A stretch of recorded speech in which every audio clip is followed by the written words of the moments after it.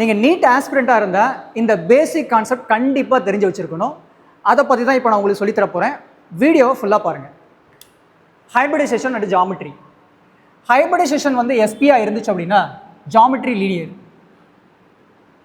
Hybridisation sp2 geometry trigonal planar.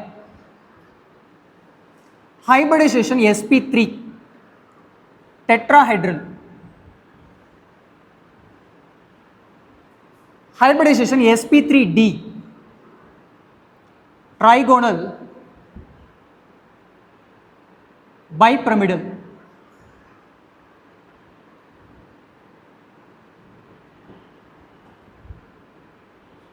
Hybridization sp3d2 octahedral.